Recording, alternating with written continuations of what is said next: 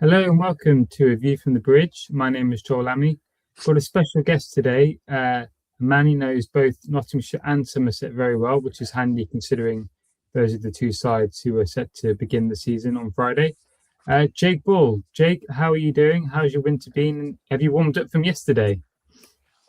Yeah, just about warmed up. It was a bitterly cold day down south yesterday, but yeah, it's been pretty cold since we got back from Spain. Actually, went obviously was meant to go out to Abu Dhabi, same as Knots were, but obviously that got cancelled. So we, rather than South Africa, found ourselves at Desert Springs in Spain, which actually wasn't that warm anyway. So. Um, yeah, it's been a good pre-season. Lads are in a good spot, despite the weather. But yeah, we're just ready and raring to go on Friday now, I think. No, absolutely. Well, so you had media day yesterday. I was at the Notts Middlesex game, and I felt a bit lucky because I was able to go indoors and watch it from there. Although, must admit, the aircon in the media room is not. I was thinking, why? But Get the heating on. yeah, not as bad as for the poor sods out there. I must No. admit. But no, really pleased to have you on today. Tell us a little bit about your winter. I know you've been away with T10 and all that. I mean, I guess it must be quite nice to have some competitive cricket to play over those months. Yeah. I said managed to get myself in the T10 and get out and play in that, which was really nice. Actually, as with Pete as head coach, it's quite nice to link back up with Pete again and just sort of get to work under him again. That was really nice. And then obviously to get back, have a bit of chill time on Christmas at home with the family, which was really nice. And then since Christmas, sort of been um, going back and forward to Taunton and doing a bit of training down there and sort of doing my own thing in London and things like that. So it's been an enjoyable winter. I've really enjoyed it. I feel like I'm in a really good place actually physically. So yeah, hopefully, say come Friday, if I get the nod, I can hit the ground running. No, and tell us quite a little bit about Pete Moores. I mean, everyone we've spoken to has been, full of compliments for him. And what's he like as a coach? I know you've had him with Notts as well, so you enjoy sort of working under him. Yeah, I love working with Pete. I think anybody with his passion and enthusiasm for the game, it's infectious at times. He's cares so much about the team and everyone in it. You can't help but want to go out there and put your body on the line every day for him.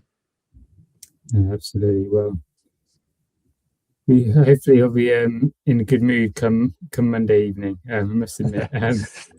Um, Brilliant. And just before we start, Jay was one of the people who very kindly contributed to the new book that's just come out, which I put together, Nottinghamshire Cricket 2000 to 2025. There is a chapter on there in there on you, Jake. So don't worry, I made sure I give you a good write up. Nice, Uh, thank you. it's in the same one as the Alex Hale bit as well. So I know the two of you Nice. used to live together. Sounds like he was a bit of an interesting person to live with in terms of lifestyle. But um, no, absolutely. Well, thank you again for your time with them. That's available to order on Amazon. Anyone who's interested, and there's also going to be a piece out on our Substack on Thursday with a little bit from the final day of the 2010 season for you to get a flavour of it as well. Anyway, this is all about looking ahead, not in the past. So, first game, as we say, not defending champions going into the new season. Jay, tell us a bit about how you're feeling at Somerset. Do you feel like you have a realistic chance this year of pushing for that title? Yeah, I think you always have to go into every season, thinking that you can win it. Obviously, over the last two seasons I've been there, we've come close. Just not quite had enough. I think last season we didn't start as well as we'd like to have started, and then that sort of hampered us going forward. But it's a club that. Um, wants to win things, does win things. Obviously, won the T20 Blast twice out the last 3 years. So yeah, we go into every season, wanting to win things. Obviously, we lost a couple or two or three um, sort of relatively senior lads last year. We've replaced them with Josh Shaw, and obviously got a couple of good young lads coming through from the academy. So I think it's going to be an exciting season. To see these young lads come in and hopefully perform how we know they can perform, and sort of start their careers on the right path. And hopefully we can start them off with a championship win. Yeah, tell us a little bit about them. So we've heard JT Langridge, Alfie Osborne as well. What can we expect, from them? I mean, what are their sort of attributes, and how much excitement is there, among you sort of as a bowling group? Yeah, obviously both left armers, both can swing the ball. Alfie's impressed me since the day I arrived there. I think he's sort of got an old head on younger shoulders. He deals with the sort of outside noise and the pressure of being a professional cricketer really well. He's seems to just keep getting better and better. And this winter he's done quite a bit of work with Steve Kirby, the bowling coach, on his action. Unfortunately, he got a bit of a back injury last year, so he's had to sort of reconfigure his action a little bit to try and help that. But the work he's done seems to have paid dividends. He's seems to put on a yard of pace, which isn't nice for the lads in the nets. And obviously swings it. So, he's a very exciting young talent. JT Langridge, a little bit raw, I think, but I think he's got the height. He's like 6'6" or something like that. He's stupidly high, and he can bowl with extreme pace. I don't think he's sort of working on the physical side of it, being able to get through a championship game and sort of putting together back-to-back games, which is going to be a big thing for him. But I think if used in the right way, I think he could be very effective for us this year as well. Brilliant. And how are you feeling? I know you played a bit of the most recent warm-up game. Do you think you're pushing for selection for that opening fixture? Yeah, I think so. I think I'm in physically as good position, or as good a position as I have been going into any recent season. Managed to sort of really, I got a bit of time to myself over the winter, and that sort of gets the best out of me. It means I can sort of go to the gym and do what I want to do. I know what I need to do now. I think I'm at a ripe old age now where I know what makes me tick and what makes me better physically. So to have a winter where I've pretty much had full reign of my own program has been fantastic. I feel as fit as I ever have done. Still running the young lads off the 2K, which is always nice to hold them off. But yeah, I think the ball's coming out well at the minute. The pre-season games I've been really happy where I'm at, and so hopefully I do get the nod on Friday. I can get a few of my old good friends out. Yeah. What do you make of this Notts side then? I mean, it's must see a formidable lineup there to, I guess, looking through that side. Yeah, I mean, obviously reigning champions, so it is a very formidable side. I'm not sure if they thought that they were gonna win it last year, but I think they just sort of kept going and going, and then found themselves in a position at the end, obviously where they if they beat Surrey, then they probably were going to be champions. So it was it was an interesting one. But they're obviously they've got so much experience in that lineup now.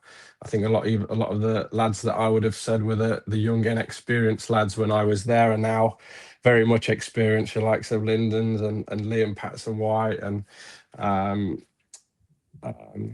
who else? Can't think of anyone else. But you've got a lot of young lads now that have had that experience, and to get that sort of monkey off the back a little bit in terms of winning the championship, I think it's just going to free them up a little bit more and allow them to play with that little bit more freedom this year, which is exciting for them. But I think when you come up against them, it's going to be a tough challenge.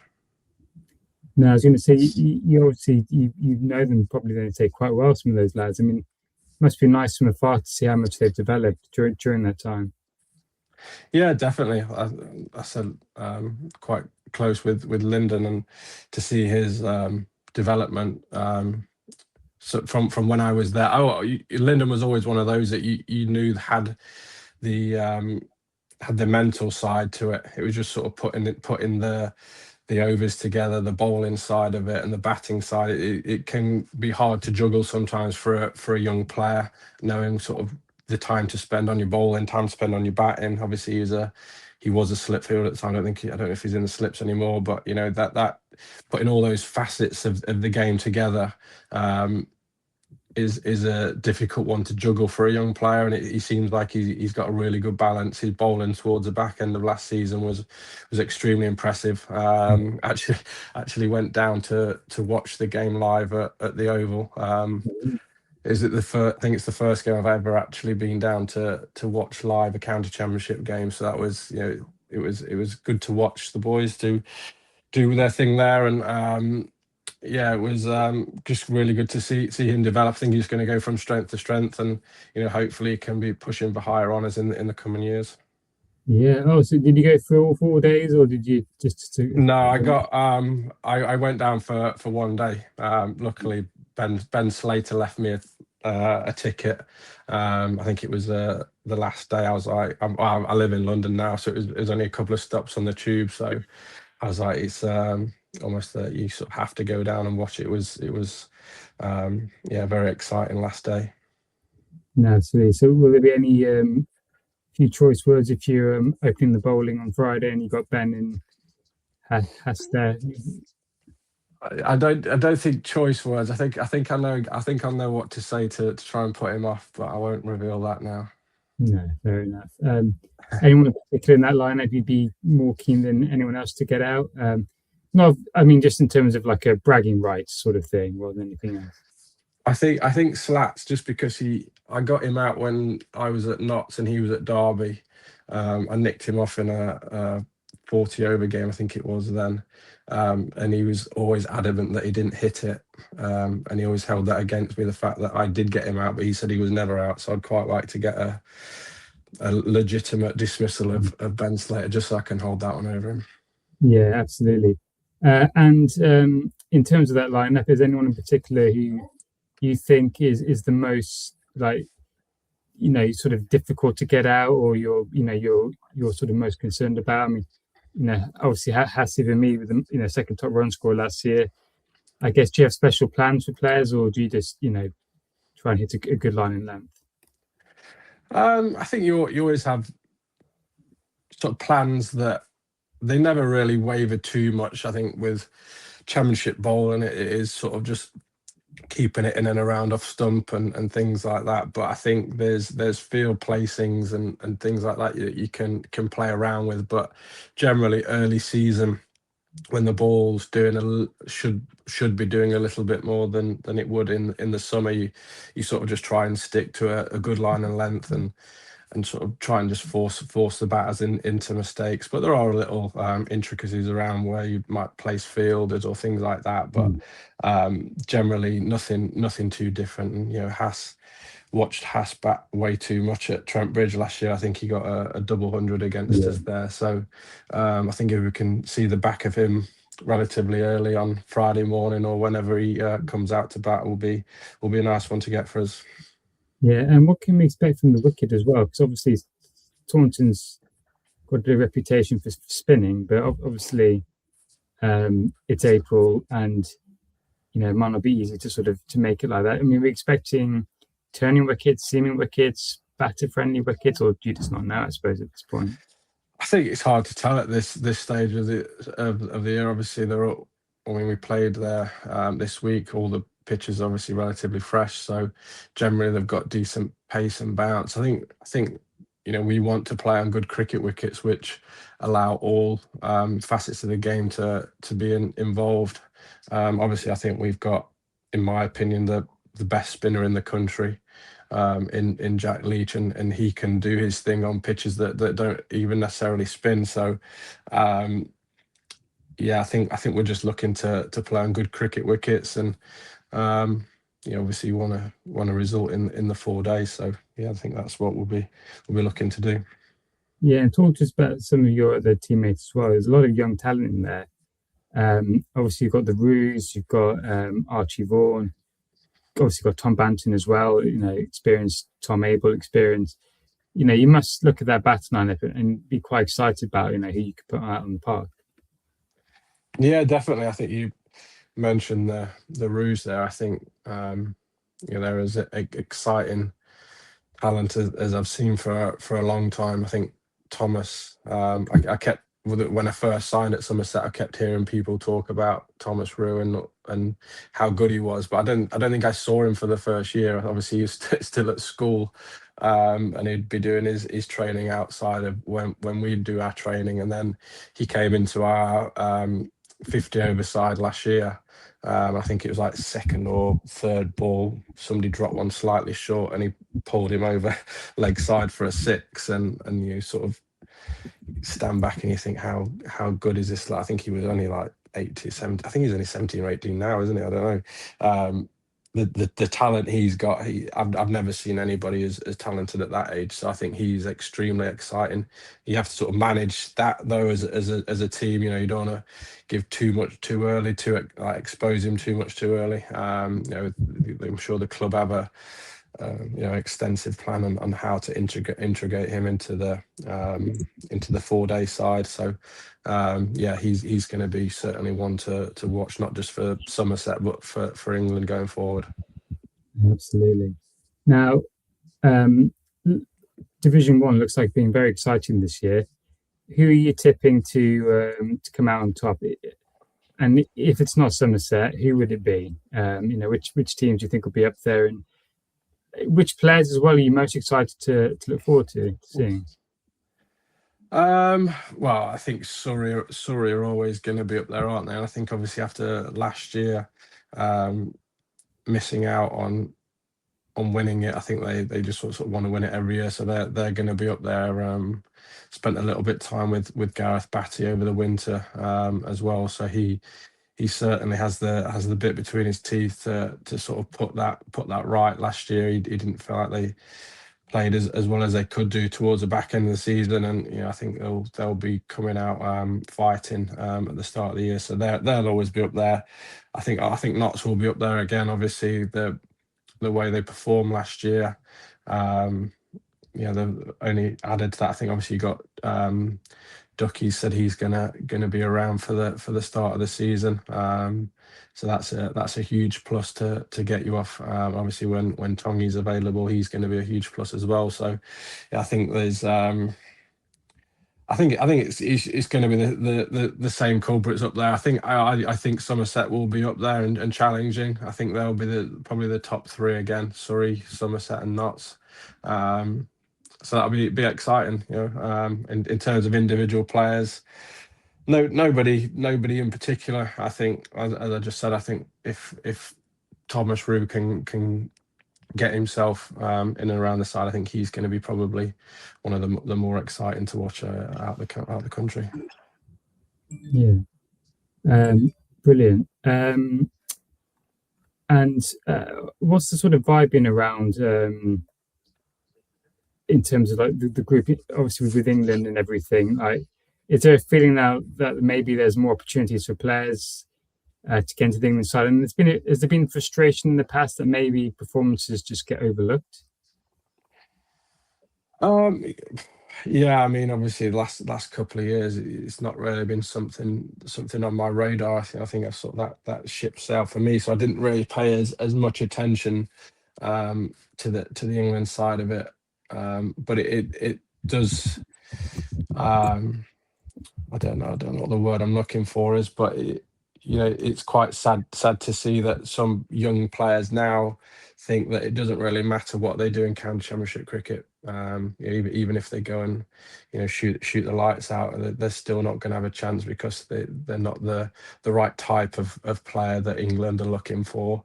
That's quite sad to me. But obviously England have a plan and idea of cricket they want to play. And I suppose if you don't fit that bill, then you're not going to get a look in. Yeah, absolutely. Well, look, it's been sort of great to catch up with you and find out how you're getting on. Fingers crossed you will be playing on Friday. Be nice to see you back in action again. I know a lot of Notts members were, really enjoyed watching you bowl through the years. And, I think people forget, in the 2 years we won the Blast, I think you were first and second leading wicket taker in the competition, if that's right. So not bad, and you got that to look forward to again this year as well. You'll be defending champions. I guess you're excited for that. Yeah, definitely. I think nobody's ever defended their title. We came close the previous year, obviously getting to the final. So I think we're looking to go one step further than that one and lift it again this year. That would be quite an achievement, I think. Yeah, absolutely. Look, brilliant. Well, thanks again for your time. I know it's getting a bit of rest in ahead of the after yesterday, and obviously imagine you'll be back in training again soon. So fingers crossed for this season. We hope you do well, both as a team and from a personal perspective as well. And to everyone who's listened, thank you very much. We'll have plenty more content coming out on Substack and on podcasts over the coming few days. So tune in, and we'll be back soon.